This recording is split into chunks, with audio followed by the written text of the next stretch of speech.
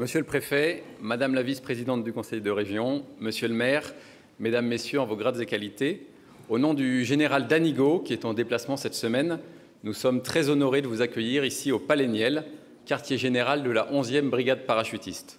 Surnommée la brigade de l'urgence, elle est forte de 10 000 parachutistes et arme des unités d'alerte permanente de l'armée de terre. Bâti au Second Empire par le maréchal Niel, le Palais Niel est depuis son origine le lieu de résidence et de travail de l'officier général exerçant un grand commandement à Toulouse.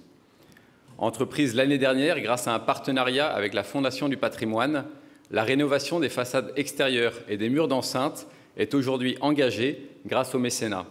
Grâce à la tribune aujourd'hui, grâce à vous peut-être demain, ce lieu continue à être un bijou du patrimoine toulousain. Dès sa conception, il a d'ailleurs été voulu comme un lieu de rencontre et d'échange avec la société civile. Nous sommes honorés qu'aujourd'hui encore, à travers ce bel événement, au Palais Niel, dans un lieu hérité du passé, nous préparions le futur. Je vous remercie et vous souhaite une excellente journée.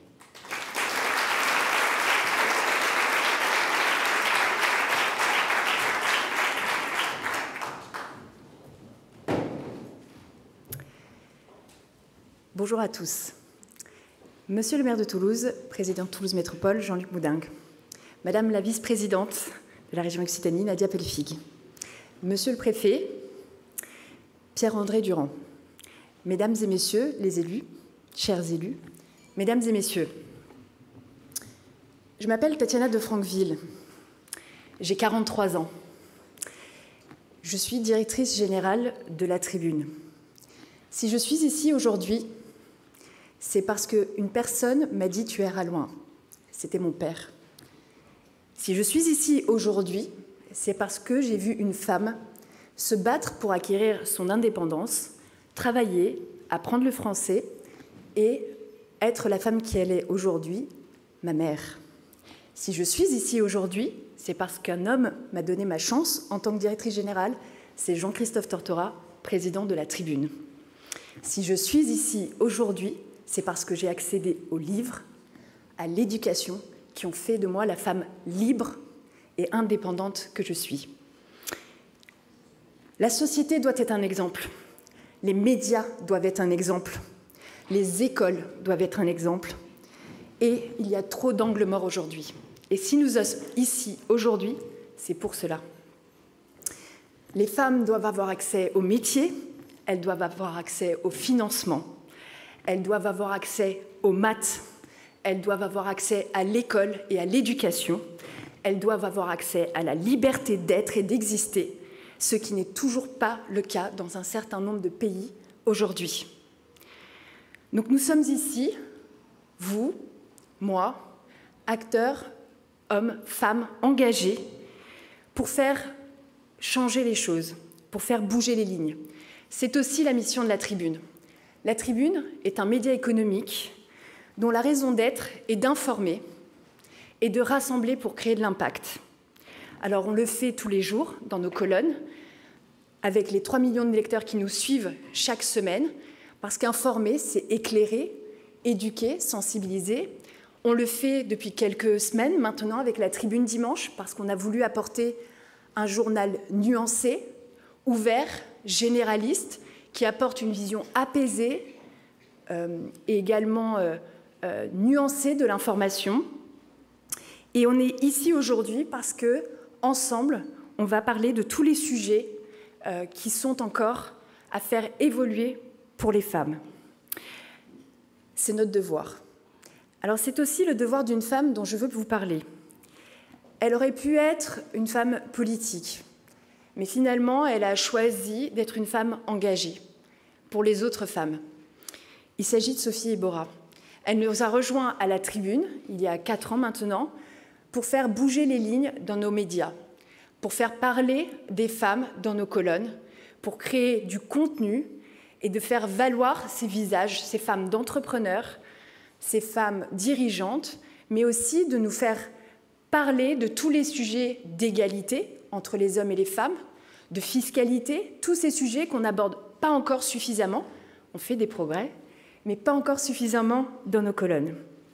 J'ai envie de vous parler d'une autre femme, Chiara Corazza, qui est ici avec nous. Merci Chiara, qui est aussi une femme qui a été journaliste, qui est une femme qui a eu une grande carrière dans les entreprises et qui est aujourd'hui très engagée pour les femmes et notamment pour les femmes au G20. Et donc c'est elles qui sont venues me voir cette année en me disant, et je l'ai dit hier soir, l'heure est grave. Alors oui, l'heure est grave, je le dis avec le sourire, mais l'heure est grave parce qu'il y a encore beaucoup de choses à faire évoluer. Donc si on a une journée de débat aujourd'hui, c'est bien qu'il y a des sujets à faire avancer. Alors je compte sur vous aujourd'hui pour chacun partager, la baseline de la tribune, c'est partageons l'économie, partager une idée, partager une action, partager un moyen de faire avancer les choses. Si chacun d'entre nous, je l'ai dit hier et je le redirai aujourd'hui, si chacun d'entre nous peut repartir ce soir avec une idée forte à mettre en œuvre, parce qu'elle aura été inspirée par les autres, on aura réussi à créer de l'impact. Et c'est notre raison d'être, c'est notre mission, c'est notre rôle aujourd'hui, c'est notre devoir. Je compte sur vous. Bon Women for Future.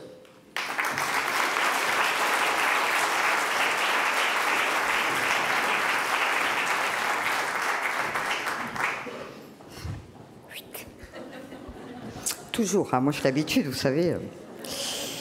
Bonjour à toutes et à tous. Pas de discours pour moi, je crois que Tatiana a tout dit brillamment. Évidemment, je la remercie parce que c'est une femme extraordinaire qui a toujours été derrière la cause des femmes et puis qui me donne cette opportunité de travailler sur ces questions au sein de ce grand média national. Donc merci Tatiana de ta confiance. Merci évidemment à vous toutes et tous, avec une présence d'hommes, et j'en suis plus que ravie. Nous allons passer une superbe journée.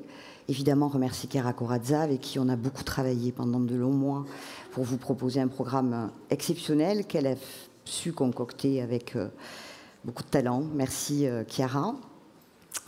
Voilà, pas plus de mots, vous allez voir, on va se régaler. On a eu chaud hier, hein, on a eu des grosses sueurs froides, mais finalement, on y est arrivé. Tout le monde est là après 7 heures d'attente dans les aéroports. Un grand merci à toutes celles qui ont tenu le coup pour être avec nous aujourd'hui. Sans plus attendre, d'abord, je vous souhaite un bon forum, évidemment, et sans plus attendre, je voudrais accueillir Monsieur le maire, président de la métropole, Jean-Luc Moudingue, s'il vous plaît. Merci.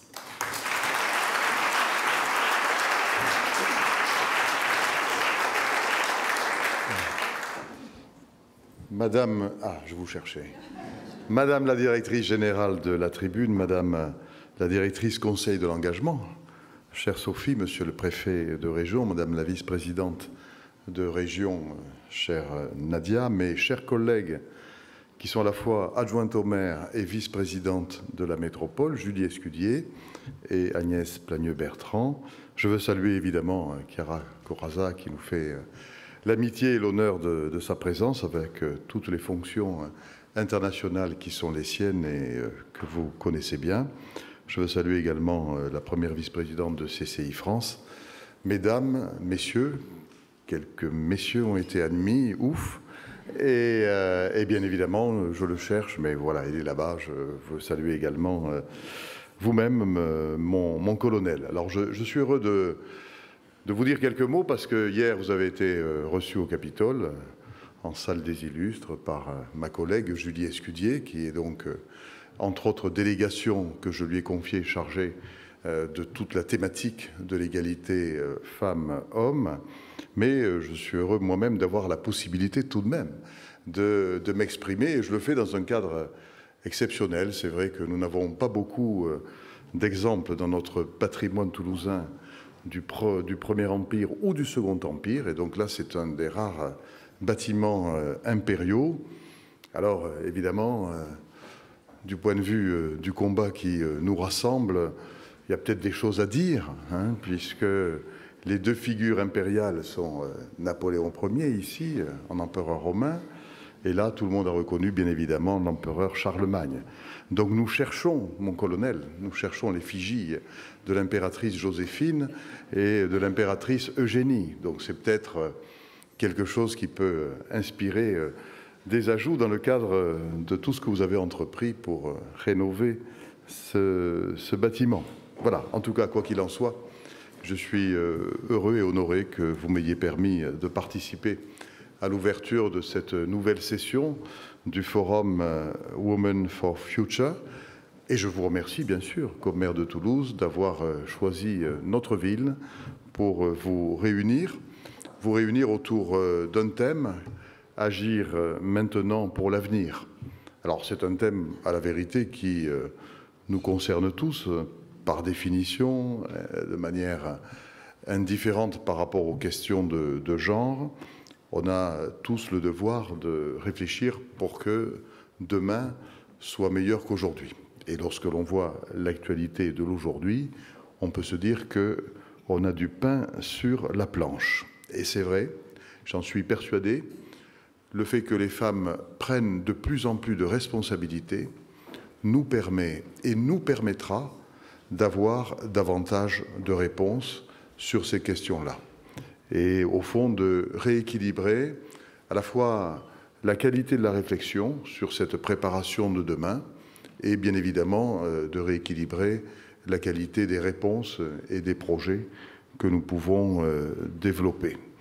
Parce qu'effectivement, il est urgent d'agir et de continuer à agir pour que les femmes, dans cet avenir, prennent davantage de place.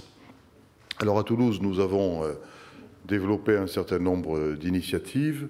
Depuis que nous sommes élus, ça va faire 10 ans bientôt, nous les avons considérablement développées par rapport à ce qui se faisait auparavant.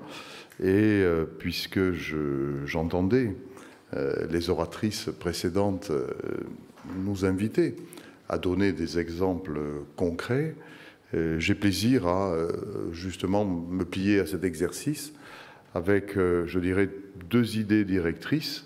La première idée, c'est de lutter pour l'égalité femmes-hommes et d'avoir à ce sujet-là une conscience que je qualifierais de sociale, c'est-à-dire, dans ce combat-là, de diriger prioritairement nos initiatives pour protéger les plus fragiles d'entre elles, de commencer par les plus fragiles d'entre elles. Celles qui, peut-être, s'il n'y avait pas d'action publique, seraient sans doute beaucoup plus démunies face au phénomène d'atteinte à l'égalité ou au respect. Et justement, avec Julie, avec les élus de l'équipe municipale, nous avons déployé un certain nombre d'outils pour protéger les femmes qui sont victimes de violences ou de discrimination en raison, incontestablement, de leur féminité.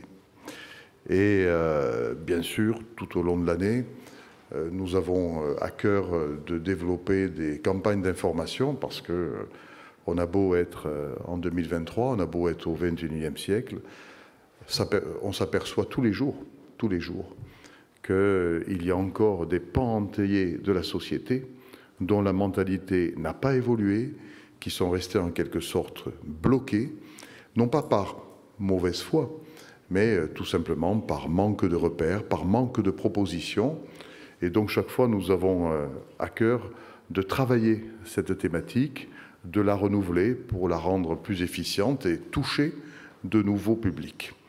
Et ces campagnes d'information, évidemment, nous ne les cantonnons pas aux 2 dates symboliques que sont le 8 mars et le 25 novembre.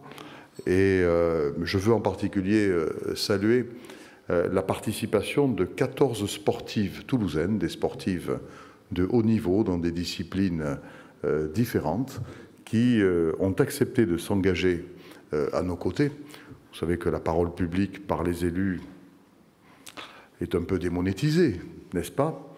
Donc il faut, je dirais, ne pas s'en désoler du matin au soir, même si ça peut être considéré comme désolant.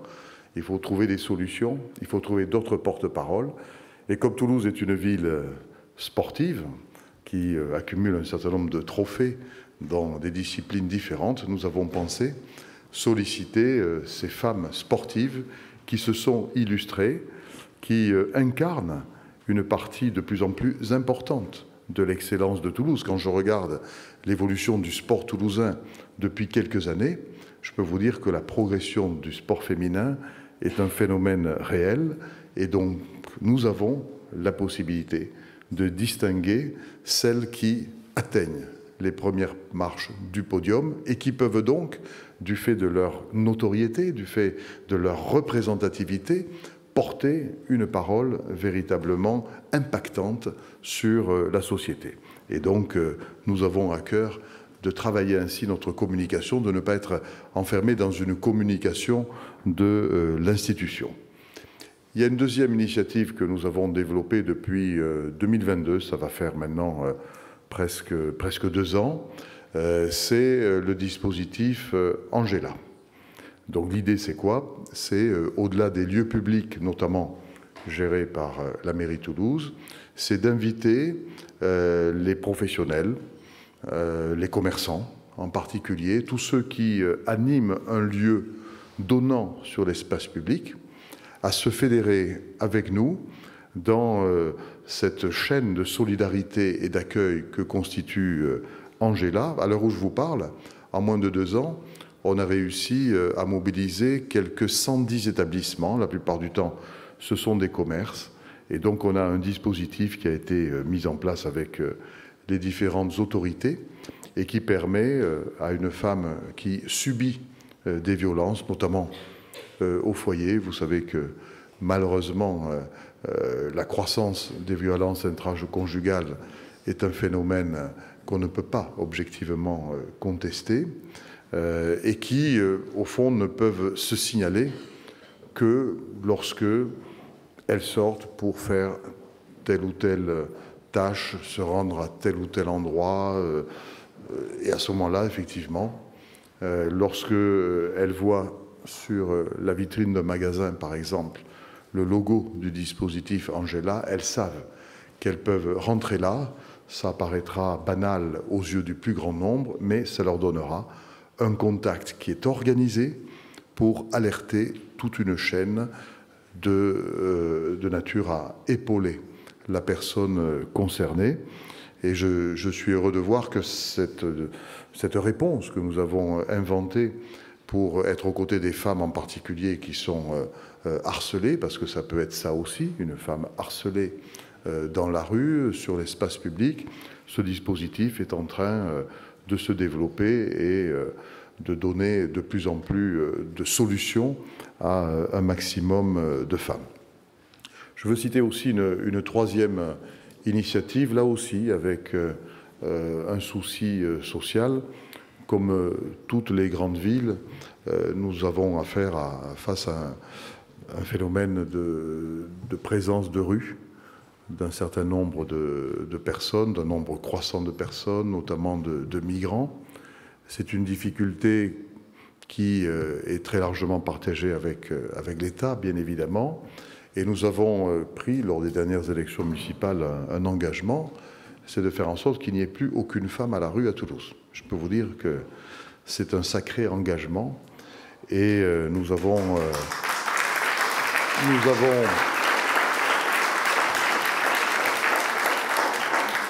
mis en place un budget assez conséquent qui nous permet d'accueillir pour 15 premières nuits consécutives avant que la personne rentre dans des dispositifs plus structurés d'hébergement, d'accueillir 40 à 60 femmes avec ou sans enfants, de manière à atteindre cet objectif qui est loin d'être facile. En termes d'originalité, je voudrais citer une autre initiative que nous avons prise en direction des crèches. Nous avons développé une politique petite enfance particulièrement dynamique. Le nombre de places d'accueil à Toulouse par rapport à la strate des villes identiques est à peu près du double. Mais à l'intérieur de cette offre que je qualifierais de globale, nous développons petit à petit des dispositifs qui permettent à la maman qui vient le matin accompagner son enfant et le rechercher, lorsque elle est en recherche d'emploi, de faire 2 pierres 2 coups et lui dire ben, « Madame, vous venez déposer votre enfant à la crèche, vous êtes en situation de recherche d'emploi, voilà ce qu'on peut vous proposer. » Et donc de plus en plus, et ça concerne à l'heure où je vous parle 9 crèches, parce que c'est un dispositif qui démarre, nous proposons, à l'occasion de ce contact social que la crèche permet pour déposer son enfant ou venir le rechercher, de proposer à ces femmes qui sont donc en but à la problématique de l'emploi tout un accompagnement personnalisé. Pourquoi? Parce qu'on s'aperçoit qu'un certain nombre d'entre elles ne vont pas forcément dans les guichets qui sont prévus pour cela. Voilà, donc 4 exemples qui vous montrent notre souci dans cette problématique de l'égalité femmes-hommes, de rechercher des solutions et des modes d'agir qui soient nouveaux. La deuxième direction de l'action que nous déployons, c'est agir pour engendrer et accompagner le nécessaire changement de mentalité. Et nous savons que c'est là une clé essentielle pour justement résoudre un certain nombre de problématiques. Et donc, l'idée que nous avons eue avec des collègues, c'est de rééquilibrer un certain nombre de décisions municipales qui peuvent paraître banales, que nous prenons depuis toujours, en y introduisant cet objectif de la valorisation de la figure féminine. En particulier sur les noms de rue. Toulouse est une ville qui se développe. Nous sommes depuis un quart de siècle la grande ville française qui a accueilli le plus de nouveaux habitants. Et donc, il y a des programmes d'urbanisation ici ou là, il y a des groupes scolaires qui sont construits. La grande ville de France qui construit le plus de nouveaux groupes scolaires, c'est Toulouse. Et donc, nous avons pour objectif de rééquilibrer. Pourquoi? Parce que, alors là je ne donnerai pas les chiffres, ils ne sont pas très glorieux, mais le déséquilibre est énorme. L'acquis à rattraper, c'est coton. Donc, nous y sommes attaqués. Et donc, effectivement, il ne se passe pas de conseil municipal sans que nous prenions des décisions pour donner des noms nouveaux à des rues, à des équipements publics, scolaires ou non scolaires. Et désormais, le déséquilibre est en faveur des femmes de manière systématique pour être dans ce rattrapage au long cours. Et puis, il y a une initiative à laquelle on est très attaché parce qu'elle est vraiment très, très sympathique. Elle connaît beaucoup, beaucoup de succès. C'est que chaque année, nous recherchons dans Toulouse des figures féminines, connues ou inconnues, et nous les mettons en vue dans des jardins publics, dans des lieux publics, avec un portrait. Nous avons un photographe professionnel qui les photographie. Nous les photographions et avec quelques lignes, nous disons qui elles sont, quel est leur parcours et en quoi leur parcours peut être une source de réflexion et d'inspiration pour d'autres femmes qui parfois peuvent avoir le réflexe de s'auto-censurer, de se dire « Ah, ça, je ne serais pas capable de le faire », alors qu'en réalité, elles ont le potentiel qu'il suffit de réveiller et de mobiliser, puis de développer. Et puis, le message est destiné aussi à tous les machos du coin et tous les autres qui sont encore engoncés dans les idées d'autrefois pour leur dire « Ben oui, elles l'ont fait, elles ont réussi à le faire ». Alors, tantôt, ce sont des personnes qui ont, je dirais, une petite notoriété locale. On ne prend jamais des figures nationales ou internationales. On ne prend que des figures locales. Tantôt, ce sont des inconnus, mais dont nous avons pensé que leur parcours était justement intéressant. Et quand on prend des inconnus en termes de notoriété générale, et que vous-même, vous êtes une inconnue, ce qui est quand même le cas de 99% des gens, vous dites « Ah, ben, je ne la connaissais pas, ben, moi non plus d'ailleurs, je ne suis pas connu, mais elle a réussi à faire ça. Ah ben finalement, pourquoi pas moi ?» Et donc, ces expositions-là, on les fait avec je sais pas, une soixantaine de figures environ. Plus, bon, voilà, 3 fois plus que ce que je dis. Mais bon, non mais, ce qu'il y a, c'est qu'on les éclate en plusieurs lieux. Hein, on ne concentre pas ça. On ne dit pas, il y a une expo sur les femmes à cet endroit-là, venez la voir. Non, on éclate partout dans la ville pour que justement cette visibilité pénètre en profondeur et atteigne le maximum de Toulousains et de Toulousaines. Et c'est toujours une source de joie, hein, chaque fois qu'on a cet événement chaque année, parce qu'après on les reçoit au Capitole. Vraiment, elles se sentent réconfortées, revalorisées, et je suis sûr qu'après, elles aussi sont les ambassadrices d'un combat qu'elles ne menaient peut-être pas. Et donc vous le voyez, il y a véritablement de nombreuses conséquences en chaîne de cette initiative, les femmes inspirantes méconnues de Toulouse. Et puis, une initiative qu'on a prise, alors là, ça date de la semaine dernière. Nous avons un grand projet à Toulouse, c'est construire une 3e ligne de métro. On a commencé le chantier en décembre dernier. On en a pour un certain temps, hein, parce que, à part le Grand Paris Express, c'est le chantier de transport en commun le plus important de France. 3,7 milliards, 28 kilomètres.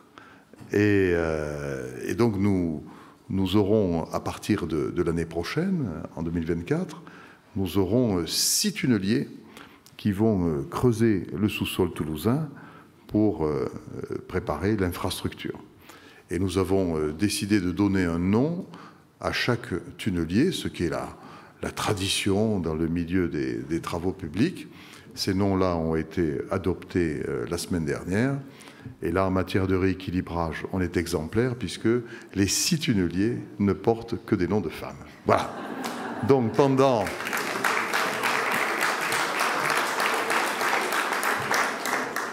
pendant quelques années, parce que le chantier va durer jusqu'en 2028, un certain nombre de figures féminines, là aussi, pas forcément très très connues, mais ayant toutes véritablement des parcours remarquables et exemplaires, vont être mises en avant. Voilà. Après, il y a des politiques plus classiques, mais là, je vais pas m'étendre. Hein, je préfère vous parler de ce qui est original, puisque, au titre de la mairie, de tout ce que nous faisons en matière de sport, de culture, de loisirs, systématiquement, nous introduisons cet objectif dans nos actions. Par exemple, lorsque nous subventionnons un club sportif, et je vous laisse deviner que dans certains quartiers, c'est un vrai sujet. Lorsque nous subventionnons les clubs sportifs, nous mettons en place une convention et dans les objectifs que nous déterminons avec le club, il y a justement l'accès des filles, l'accès des femmes à la pratique sportive concernée, parce que nous avons remarqué que dans certains clubs, sur certaines disciplines ou dans certains quartiers, il n'y avait que des mecs. Voilà. Et donc, ça, on l'a introduit, et je dois vous dire que c'est des vrais sujets. Il y a certains endroits où c'est des vrais sujets. Et là où vraiment la puissance publique a une utilité très forte, où la volonté fait bouger les lignes, c'est ce domaine-là du sport. Dans les autres domaines, c'est plus facile. Mais un domaine des sports, je peux vous dire qu'il y a des poches de résistance. Un mot sur les cours d'école. Donc là aussi, on a 211 écoles à Toulouse. On accueille 35 000 gamins et gamines tous les jours dans les écoles. Donc les écoles à Toulouse, c'est important. Et donc là, il s'agit de faire tout un travail de réaménagement des cours. Alors on fait des cours oasis pour végétaliser là où il manque de végétal. Hein. On rattrape les cours des années 60, 70, 80, 90 où c'était que du bitume et pas de végétal. Mais on en profite pour repenser la cour et mettre fin à des phénomènes de déséquilibre que nous avons bien identifiés, qui font que la cour, parfois, 90%, elle est occupée uniquement par les gamins. Et les filles, elles sont repoussées dans un coin. Elles aimeraient avoir un petit peu plus d'espace, plus tranquille peut-être, et puis que le terrain de foot ne prenne pas forcément 2 tiers de la Cour non plus. Hein. Donc ces sujets-là, nous les avons posés depuis quelques années.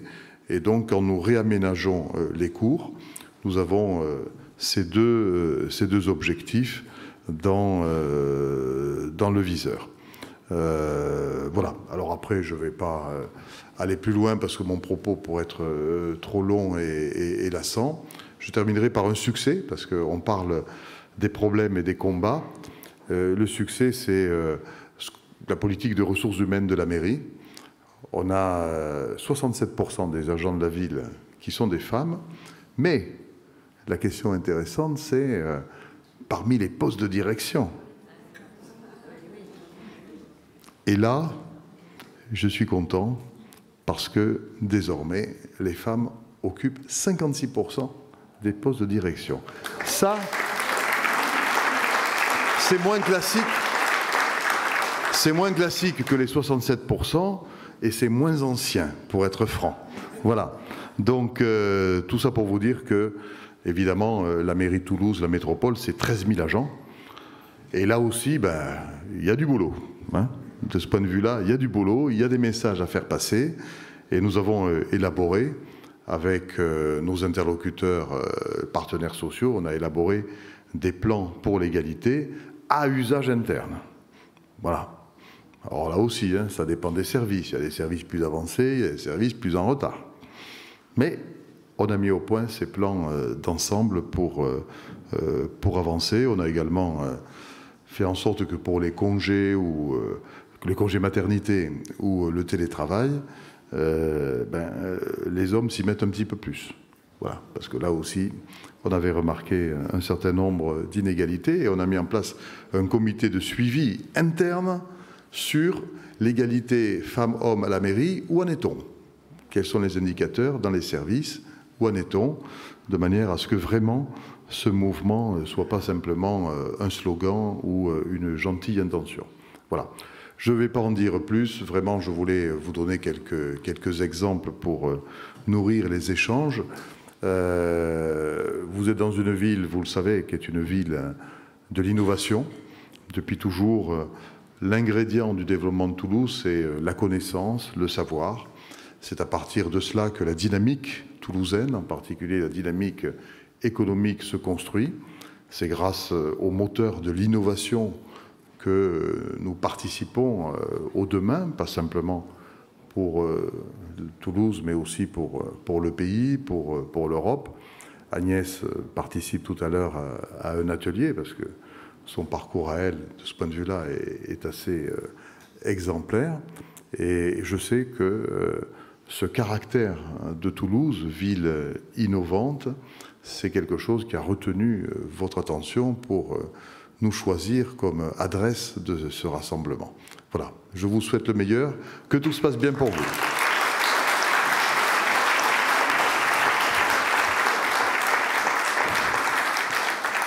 Merci, monsieur le maire. Ça n'a rien à voir avec vous, monsieur le maire, mais nous avons une demi-heure de retard. Donc, je vais accueillir madame la vice-présidente de la région Occitanie, chère Nadia Pelfig.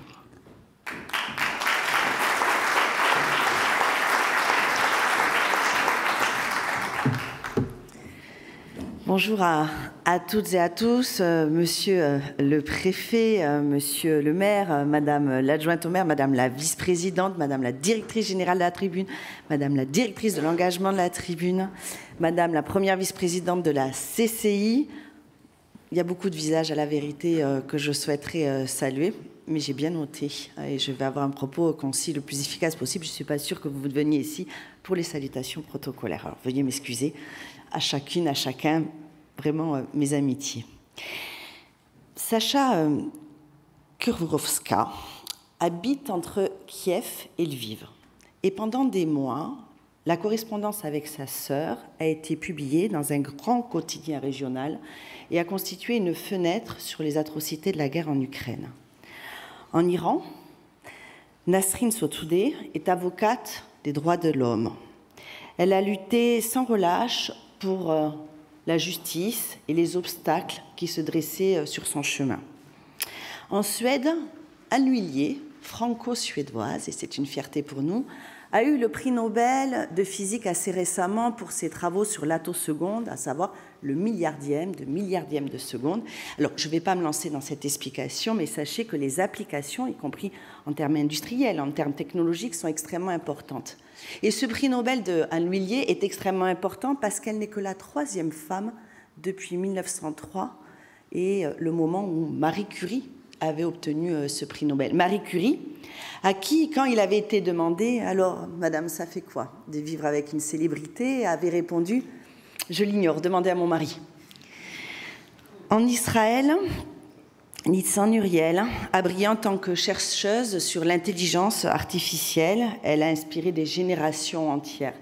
En France, née à Lavore, mais membre de la sélection professionnelle de rugby marocaine, Nisrine Daoudi a fondé une association d'aide humanitaire et aujourd'hui mobilise l'ensemble des habitants à Toulouse, mais aussi au Maroc, pour transporter des produits de secours et choses éminemment intelligentes, me semble-t-il, notamment à faire l'achat de mobil-hommes pour installer des classes dans ces villages de l'Atlas sur lesquels il fait déjà froid et des hôpitaux de campagne pour pouvoir accueillir de manière décente.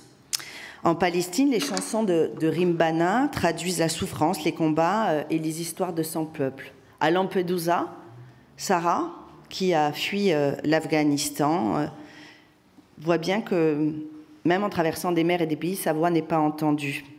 À Cologne, Sophia Denot s'entraîne. Cette ancienne étudiante de l'ISAE Supaéro, première femme pilote d'essai d'hélicoptère, est devenue astronaute pour l'ESA.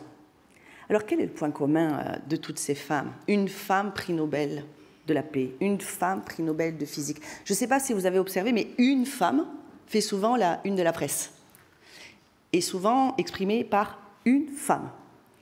Une femme n'a pas toujours droit à son prénom et à son nom. Une femme n'a toujours pas le même niveau de représentativité que les hommes dans un bon nombre d'activités, de sociétés économiques, bancaires, politiques. Si ce n'est pas le genre qu'elles ont en commun, qu'ont-elles ces femmes en commun? Elles ont en commun, dans des degrés différents, d'avoir affronté parfois le mépris, l'hostilité, le manque de visibilité. Elles ont eu tout en commun la nécessité de devoir s'affirmer, de trouver la confiance en elles qu'on ne leur a pas toujours octroyée, de s'appuyer sur des hommes et des femmes qui leur ont permis de se hisser. Alors, sans vouloir être longue, parce que je sais que nous avons à cette étape du retard, je passerai les chiffres sur les écarts de salaire, sur les écarts de fonction. D'une part, vous les connaissez aussi bien que moi. Et on parle souvent du mansplaining, il existe, assurément. Mais c'est aussi pénible quand une femme se pose devant des femmes expertes, en plus expertes qu'elle. C'est aussi pénible quand une femme ne tient pas la porte à celles et celles qui arrivent parce qu'elle pense qu'étant minoritaire, elle jouira d'une visibilité supérieure parce que justement, elle conserverait cette position singulière, mais trop souvent rencontrée, d'être la seule femme parmi une assemblée masculine. Non, on ne tire pas plus de pouvoir, plus de puissance parce qu'on serait une parmi la multitude. On trouve plus de puissance parce qu'on s'entoure de femmes puissantes, parce qu'on permet à des femmes puissantes de prendre la parole, parce qu'on ne se limite pas à dire leur prénom quand elles interviennent, mais qu'on cite leur prénom, leur nom et leur fonction. Parce que lorsqu'elles ont la parole qui est coupée dans un débat, on reprend leurs propos en citant leur nom, leur prénom et leur fonction. Parce qu'on s'assure que sur les plateaux sur lesquels on est soi-même invité, il y ait d'autres femmes qui puissent l'être. Parce qu'on s'assure qu'à travers les générations qui sont saluées, les générations qui arrivent puissent l'être. Parce que dans un discours, on ne rend pas hommage simplement à Olympe de Gouges, à Simone de Beauvoir ou à Simone Veil, qui sont toutes des femmes illustres et qui ont montré le chemin, mais qui ont tout en commun de ne plus être vivantes, hélas. Et qu'il nous faut donc s'appuyer sur les femmes aussi jeunes, méconnues, mais qui ont des talents et de l'expertise. Notre rôle, et je ne développerai pas ici les politiques produites par la région, notre rôle, c'est qu'en tant que femme, à chaque fois qu'on nous donne la parole, c'est de pouvoir s'exprimer, à la fois sur les sujets d'un point de vue technique, et pas simplement sur femmes et entreprises en parlant des femmes. Nous devons parler de l'entreprise quand on parle de femmes et entreprises, parce que nous sommes des expertes et des techniciennes. Parce qu'à chacune de vos places, vous êtes des expertes dont la voix compte et vous êtes des femmes puissantes. Ce que je veux vous dire, c'est que moi, dans ma fonction de vice-présidente, quand je vois que membre du Comité européen des régions, c'est-à-dire la représentation des élus du territoire européen, où nous sommes 329, c'est-à-dire une instance où il faut d'abord être élu pour pouvoir siéger, je constate que loin des 37% du Parlement européen, où le chiffre est extrêmement insuffisant en termes de membres femmes du Parlement européen, mais quand vous allez dans une enceinte comme le Comité européen des régions, vous êtes seulement 20% de femmes à siéger dans cette assemblée. Parce qu'il y a encore des difficultés de représentativité. Alors, chère Sophie, l'engagement est le tien, qui est extrêmement fort, qui est extrêmement authentique et sincère, il est important. Mais ce que je veux vous faire comprendre, c'est que ce n'est pas parce que vous êtes engagé dans un domaine que vous ne pouvez pas aussi vous engager dans le domaine démocratique et politique. Je me bats chaque jour pour qu'on puisse avoir un mandat, l'exercer bien, mais faire en sorte que les sociétés civiles puissent l'exercer aussi. C'est la seule condition à ce qu'on fasse pénétrer dans les enceintes une autre voie, d'autres sensibilités, d'autres manières et d'autres pratiques aussi de faire de la politique. Alors ici, vous êtes tous des femmes et des hommes engagés. Je vous appelle sincèrement à vous mêler de la chose politique, à vouloir avoir un jour envie de vous engager, parce que le changement, il passe par tout ce que vous faites, mais il passe aussi par cette représentation nationale. Alors un grand merci à vous toutes, à vous tous. N'oubliez jamais que dans les endroits où on n'est pas attendu, il faut parler de ce sujet, ça sera ma conclusion. Parler de Women for Future ici, parler d'égalité, parler de combat pour les droits des femmes, c'est facile. Mais mon rôle, votre rôle, c'est aussi d'en parler devant la Fédération nationale bancaire pour rappeler la nécessité d'octroyer des crédits aux femmes entrepreneurs et start-upers. Votre rôle et notre rôle, c'est aussi, lorsqu'on ouvre un festival de cinéma, de théâtre, de dire que sur scène, c'est bien quand il y a des chanteuses, mais elles peuvent être aussi musiciennes, qu'elles peuvent être aussi programmatrices de pièces, qu'elles peuvent être directrices de casting. Bref, c'est de dire partout, et surtout lorsque la parole n'est pas attendue, lorsque parfois elle est délibérément ignorée, lorsque les tribunes sont assez rares en matière de féminisation, qu'on peut être expert d'un sujet, mais qu'il y en a d'autres qui le sont, et de rappeler leur nom, leur fonction, et exprimer la sororité, la vraie, parce que ça aussi, ça fait partie de la devise de notre République et des Lumières. Merci.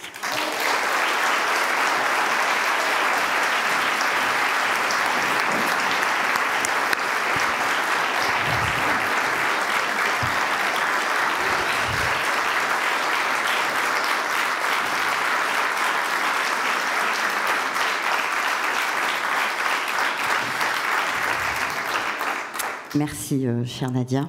On va déroger à la règle du protocole, si vous voulez bien, pour des raisons évidentes d'agenda. Je demande d'accueillir monsieur le préfet Pierre-André Durand, s'il vous plaît.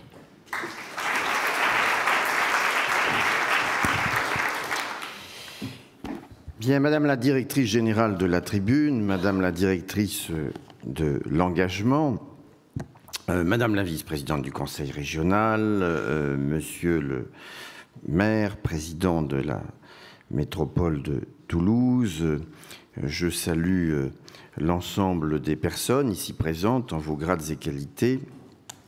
Et je voudrais d'abord, évidemment, féliciter la Tribune pour cette belle initiative sur un thème éminemment d'actualité, un thème de société, et qui a été d'ailleurs très bien dépeint par les précédents orateurs. Je vous remercie aussi l'autorité militaire qui nous accueille ici dans ce très beau palais Niel, très masculin, comme cela a été dit.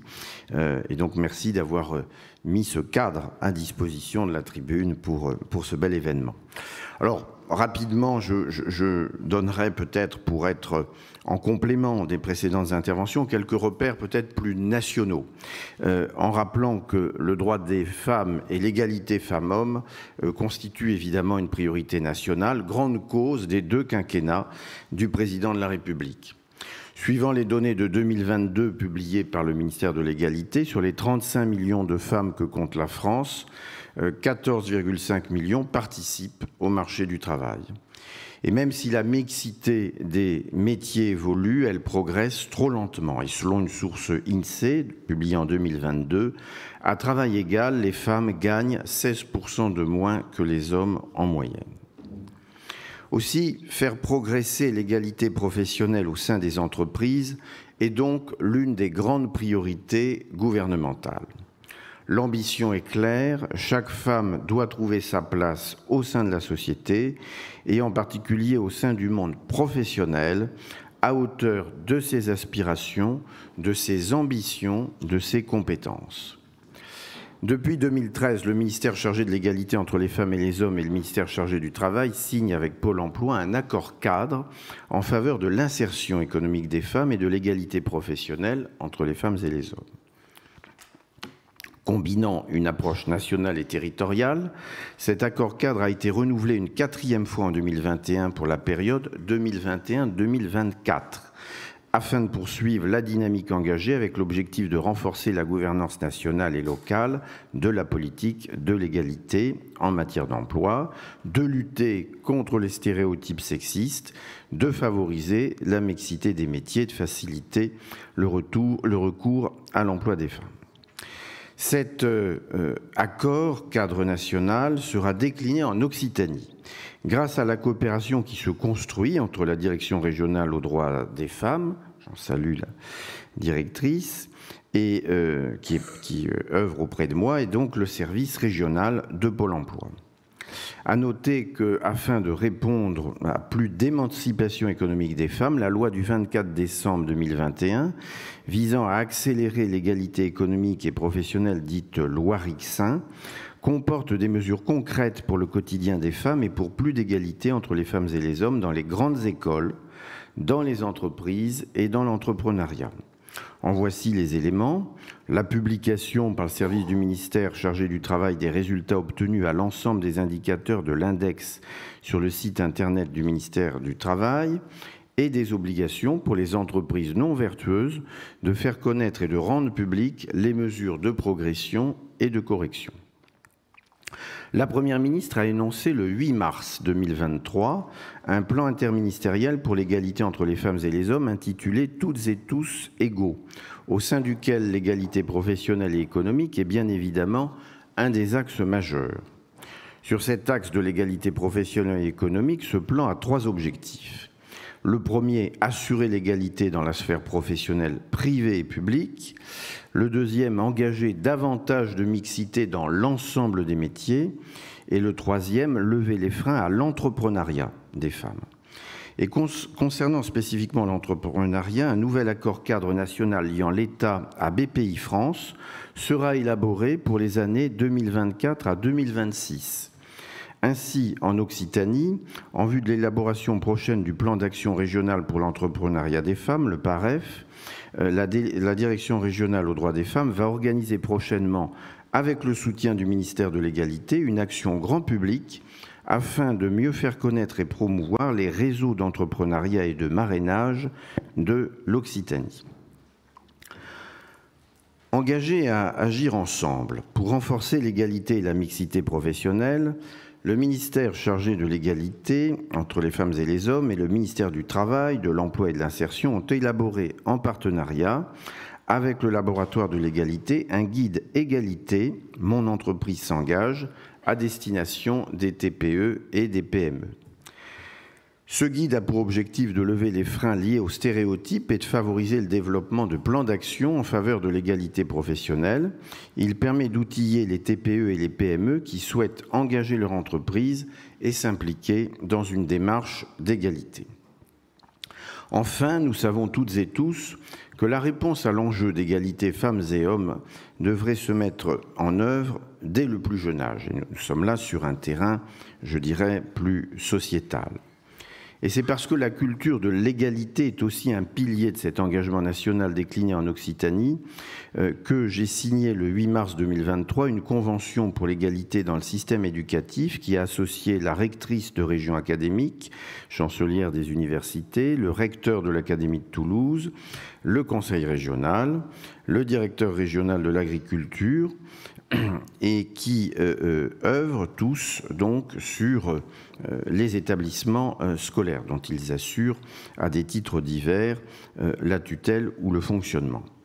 Il convient en effet d'agir pour davantage de mixité dans les filières d'avenir. en favorisant par exemple la mise en réseau entre le monde des entreprises et le monde de l'école, en encourageant une orientation égalitaire, en généralisant la mise en relation avec des rôles modèles, en augmentant significativement le nombre de femmes dans les formations au numérique et les métiers techniques de l'informatique et du numérique, ou bien encore dans les métiers des sciences de l'ingénieur. Et on pourrait à cet égard évidemment multiplier les exemples. Car les entreprises et les écoles font le même implacable constat. Il n'y a pas assez de femmes qui se lancent vers les carrières techniques et d'ingénieurs. C'est cette mobilisation à ce défi que nous partageons aujourd'hui.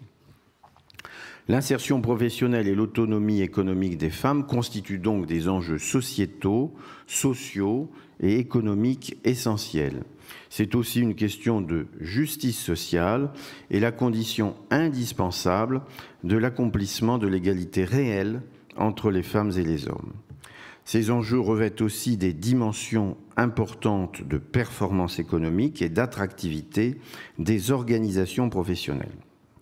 Aussi, favoriser l'entrepreneuriat féminin et l'insertion des femmes sur le marché du travail et leur légitime place dans les métiers du futur est donc au cœur des préoccupations de l'État.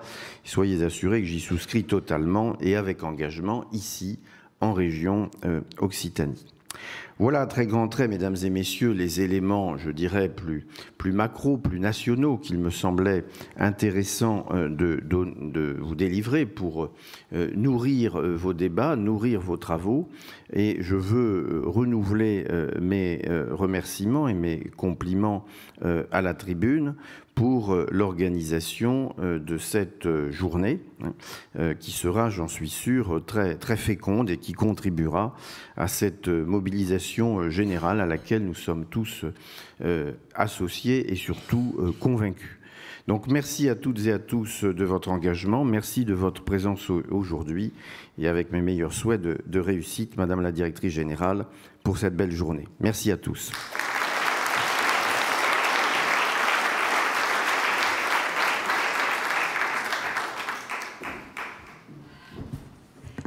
On continue, on a presque fini. Je voudrais appeler Fanny Ruin, qui est vice-présidente de CCI France et présidente de la CCI Amiens-Picardie, s'il vous plaît. Merci.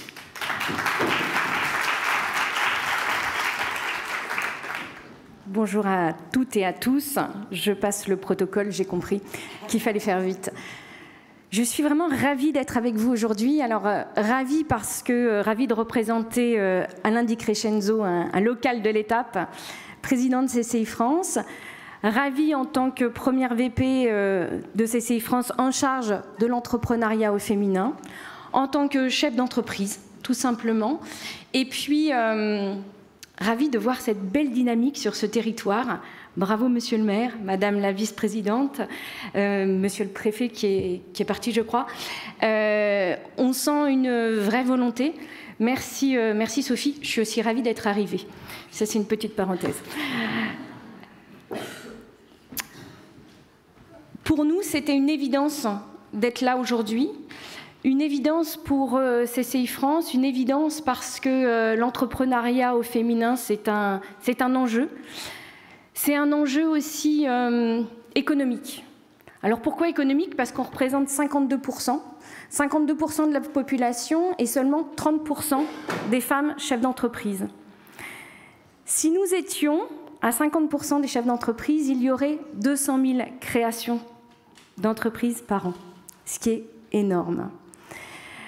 Alors, pour CCI France, c'est un vrai enjeu et c'est pour ça aussi qu'on a décidé de créer CCI au féminin, qui est une marque chapeau. L'idée, c'est pas de réinventer ce qui existe déjà, c'est vraiment de reprendre les bonnes pratiques du territoire et notamment sur ce territoire qui est particulièrement dynamique, vous en avez beaucoup. L'idée, c'est de prendre ces bonnes pratiques et de faire une marque chapeau et de donner de la visibilité. C'est pour ça aussi qu'au niveau de CCI France, on a une semaine qui a été décrétée autour du financement, parce qu'on sait que le financement, c'est un sujet, mais on en parlera lors des tables rondes, et je sais que Sophie me fait signe en me disant de faire vite. Une semaine sur le financement, une semaine sur la formation, parce que c'est un sujet aussi, notamment avec la confiance en soi. Et puis, Tatiana, merci pour ce témoignage, et je crois que tu as vraiment... C'était un témoignage poignant, et tu as vraiment tout résumé. Merci à vous toutes aussi, parce que effectivement, la clé du succès, c'est cette histoire de rôle modèle, hein, et vous en avez déjà tous parlé.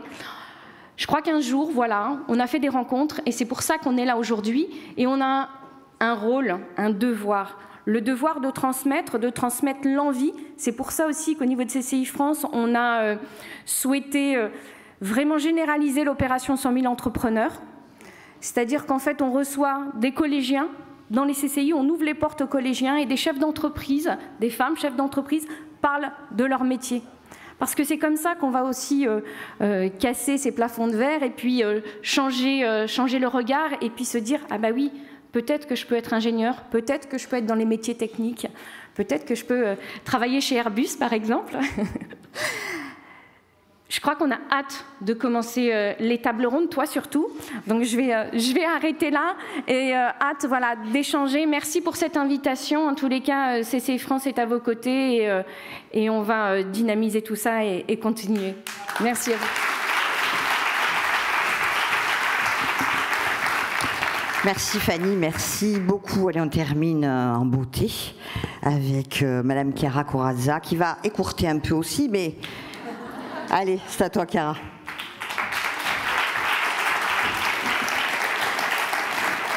Bonjour à tous et à tous, chers amis. Alors, je vais écourter, je ne vais pas faire une salutation protocolaire. Ça va? Vous me pardonnez? Alors, moi, je voulais vous dire combien je suis ravie, heureuse d'être ici dans la ville rose, si bien menée, d'autant plus, monsieur le maire, qu'on apprend que vous faites des choses formidables. Et je dois vous dire que vos best practices ne resteront pas qu'ici. Je les porterai d'ailleurs parce que c'est formidable ce que vous faites. Et j'adore l'idée des tunneliers en de femmes parce que le vrai pouvoir, c'est pouvoir creuser les montagnes et les soulever. Donc, c'est vraiment très, très bien. Merci beaucoup. Merci beaucoup aussi, Madame la vice-présidente, de ce que vous avez dit. Je peux vous faire une promesse. Dans cette salle, il n'y a pas une seule personne qui ira en enfer. Parce que, comme disait très bien Madame Albright, l'enfer est fait pour les femmes qui ne sont pas solidaires entre elles. Et ce que vous avez dit est extrêmement important pour nous toutes. Il faut aider les autres, les plus jeunes. Et d'ailleurs ici, vous avez plein de talents parce que la tribune a souhaité mettre en avant de jeunes talents, moins connus et qui méritent de prendre la lumière parce qu'elles font, elles, changer le monde. Je voudrais juste vous dire en quelques mots pourquoi on est là. Parce qu'il faut que vous sachiez pourquoi on est là. Parce qu'on est convaincus, tout ensemble, que les femmes sont nécessaires dans les métiers du futur, si on veut faire face à la situation actuelle du monde. L'heure est vraiment grave. Ce n'est pas pour alerter Tatiana, elle est vraiment grave. Nous sommes confrontés à une multicrise inédite. Jamais dans l'histoire du monde, on avait une crise financière, économique, sociale, sanitaire, avec des attaques terroristes, avec la guerre à nos portes, une crise énergétique, une crise démographique, une crise, vous l'avez dit aussi, démocratique, avec une urgence que tout le monde connaît, climatique, et tout ça, cette multicrise inédite, sans précédent, se vient greffer sur une révolution en cours qui nous touche toutes. 85% des emplois sont inventés ou réinventés. 85% des emplois ne peuvent pas être inventés que par les hommes. Et cette révolution numérique digitale manque de femmes. C'est pour ça que nous sommes ici. Où sont les femmes? Je voudrais juste vous rappeler quelques chiffres. Je sais que Sophie Piaf, mais c'est important que vous le sachiez. 11% de la cybersécurité. Vous avez vu ce qui s'est passé hier. 11%. 13% dans la construction. 20% dans le monde, c'est des chiffres monde. Hein. 20% ingénieurs. 2% dans les top management de la finance. 6% des CEO. Et, pire de tous, le plus dangereux, 22% derrière les algorithmes qui gèrent l'intelligence artificielle. Et vous savez tous, on le dira dans les tables rondes qui suivent, l'importance d'avoir plus de diversité dans ces intelligences artificielles. Alors ça, c'est toutes ces problématiques que j'ai le privilège de porter au niveau du G20 et du G7, où je peux parler avec des chefs d'État et de gouvernement, les sensibiliser, où je peux parler avec des grands décideurs économiques du monde entier pour leur dire « attention, ce n'est pas qu'une question de justice, c'est une question économique, c'est une question qui bénéficie à tout le monde. Vous savez bien que 28 trilliards de dollars peuvent être ajoutés au PIB mondial s'il y avait la même contribution des femmes et des hommes. Je peux vous dire que ça fait tilt quand vous en parlez au chef d'État et du gouvernement. Ils se rendent bien compte que c'est privé d'une richesse et de la croissance. Selon les États, les dernières études du Fonds monétaire démontrent qu'on peut augmenter entre 10 et 30% le PIB des États d'ici 2030, s'il y avait la même contribution des femmes et des hommes. On ne parle pas des cacahuètes, on parle des chiffres vraiment significatifs. Et je voudrais vous dire que je suis très optimiste, parce qu'en travaillant beaucoup justement dans ces grandes instances internationales, je trouve qu'il y a une prise de conscience qu'on voit localement, mais qu'on voyait moins au niveau international. Et là, il y a une prise de conscience qui fait que, par exemple, on a des avancées magnifiques que je voulais attendre d'annoncer ici, à Toulouse, chez vous, sur ce qu'on a fait au G20 sous présidence indienne. On ne parle plus de développement pour les femmes. C'est fini. On parle de développement par les femmes. C'est un changement très important de paradigme. Deuxième chose, on a mis au cœur de tout l'éducation STEM. Et pour ceux qui me connaissent, vous savez que c'est un combat que je mène depuis très longtemps, mais voir écrit noir sur blanc que les STEM est le enabler, l'accélérateur, le catalyseur de tous les leaderships féminins dans tous les secteurs, c'est une première. Et en découle un outil formidable qu'on a mis en place au G20, qui est un cadeau à la planète, comme c'est défini par la présidence indienne. Ça s'appelle Tech, tout à coup j'ai un moment de panique. C'est une plateforme incroyable qui permet en 120 langues gratuitement d'apprendre à coder, d'apprendre les nouvelles technologies, de se former aux mécanismes financiers pour pouvoir s'investir dans la tech, à toutes ces communications. C'est une plateforme qui a été financée par la Fondation Melinda Gates, avec laquelle nous avons travaillé sur cette plateforme. Elle a été mise en place par les meilleurs spécialistes mondiaux de la technologie, et Tech Equity. Et Tech Equity va être révolutionnaire, et vraiment, je voulais le lancer ici, pour que vous soyez les premiers, les Toulousains, les membres de la région, à vous en servir. Dites-le dans les écoles, dites-le dans les universités. C'est un outil formidable qui vraiment va changer les choses. Et permettez-moi d'ajouter encore un mot. Je voudrais vraiment dire du fond du cœur un grand merci à vous, cher monsieur Moudinque, de nous accueillir ici, dans cette ville plus que jamais rose, parce que vous voyez, on est toutes là, et vous dire quelle excitation, quelle envie avaient surtout les étrangères qui ne connaissaient pas Toulouse, parce que Toulouse, pour elles, c'est la ville de l'innovation, c'est la ville de l'aéronautique, c'est la ville du futur, c'est là où on invente et on expérimente les métiers du futur. Et donc, elles sont nombreuses à venir découvrir cette ville qu'elles ne connaissaient pas, et donc vous verrez qu'elles seront heureuse de revenir. Et même chose, je voulais remercier du fond de cœur Carole Delga, bien entendu, et vous, Madame Nadia, parce que la région Occitanie a toujours soutenu à fond Women for Future. L'année dernière à Montpellier, ici cette année à Toulouse. Sans vous, on ne pourrait rien faire. Et vraiment, on sent que vous êtes derrière nous. Donc, pour conclure, je voulais finir mes remerciements pour dire tout ça, ce programme dense, intense, innovant. C'est rare qu'on parle de métiers du futur dans les instances des femmes. Très rare, dans les choses qui comptent, et la contribution qu'on puisse porter. Je voudrais vraiment du fond du corps remercier Tatiana de Franqueville, qui de main de maître gère ses équipes avec le sourire et avec beaucoup de leadership. Bien entendu, Sophie Bora, que vous connaissez tous, parce que non seulement elle est enfant du pays, mais qu'elle porte haut et fort les couleurs de Toulouse partout où elle peut, son engagement, sa passion, sa capacité de faire avancer les choses. Et je voudrais remercier aussi Sandrine Martinez, une autre fille du pays que je ne vois pas, et qui s'occupe du développement de la tribune et qui arrive à fédérer les meilleurs partenaires autour de la table pour nous permettre de tenir ces événements, que je vous l'assure, contribuent à changer les choses. Et pour conclure, un grand merci à Jean-Christophe Tortora, parce que Jean-Christophe Tortora, le président de la tribune, nous donne à nous, les femmes, l'occasion de porter les causes qui nous tiennent à cœur, de faire ce type d'événement, de croire en ce que nous faisons, et nous donne les moyens de faire rayonner les bonnes idées, les bonnes pratiques, et notre envie d'agir maintenant pour une planète meilleure pour tous, hommes et femmes ensemble. Donc, merci à vous toutes, et on aura une journée passionnante, j'en suis certaine, et on va aussi beaucoup s'amuser.